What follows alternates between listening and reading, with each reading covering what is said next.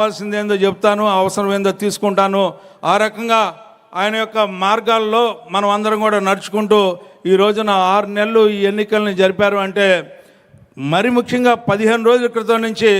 అంచెలంచెలుగా ఏ రకంగా ఈ యొక్క ప్రోగ్రెస్ మనకు కనపడిందంటే, ప్రతి ఒక్క గ్రామంలో కూడా గ్రామ పార్టీని కూడా కార్యోన్ముఖులను చేసి ఈ ఎన్నిక వైపుకు తీసుకెళ్ళినటువంటి విధానం. ఇన్ఛార్జీలని మొత్తం 33 నియోజకవర్గాలకి ఇన్ఛార్జీలను వేయటమే కాకుండా అక్కడ జరిగినటువంటి పని విధానాన్ని ఏ రకంగా ఫీడ్బ్యాక్ తెప్పించుకొని ఎక్కడ పని జరుగుతుంది, ఎక్కడ పని జరగట్లేదని చెప్పి, ఏ రకంగా పని జరగాలని చెప్పి,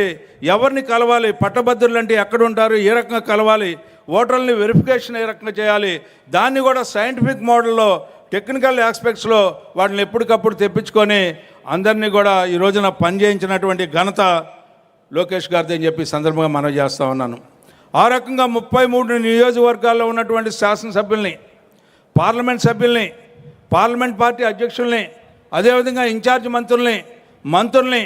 అందరినీ కూడా ఎవరిని శాసించకుండా పని వైపుకి మరలించి ఆ పనిని సఫలం చేసినటువంటి నాయకత్వం ఈరోజు మా విజయం అని చెప్పి సందర్భంగా మనవి చేస్తూ ఉన్నా. అంతేకాదు ఈ రోజున మనం అందరం కూడా గుర్తుపెట్టుకోవాల్సింది, ఈ విజయం ఈ యొక్క ప్రగతికి ఓటేసినటువంటి విజయం, ఈ విజయం అభివృద్ధికి సోపానం అని చెప్పి మీ అందరికీ మనవి చేస్తూ ఉన్నా. ఏ చారిత్రాత్మకమైనటువంటి విజయాన్ని గతంలో ఇచ్చారో అలాంటి విజయాన్ని ఈ రోజున మరి చేజారిపోకుండా కాపాడుకోవడానికి, మన అందరం కూడా కలిసి నడవడానికి, మరొకసారి మద్దతు పలకడానికి మాకు ఇచ్చిన విజయంగా నేను భావిస్తూ, అలాంటి విజయం అందించినటువంటి మీ అందరికి కూడా పేరు పేరున కింద కార్యకర్త నుంచి పైన నాయకత్వం వరకు, మరి ముఖ్యంగా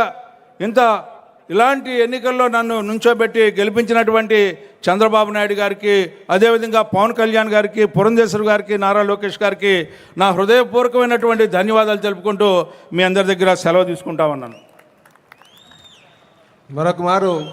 మీకు కంగ్రాచులేట్ చేస్తూ, మరి ధన్యవాదాలు తెలియజేస్తూ, ఇప్పుడు పెద్దలు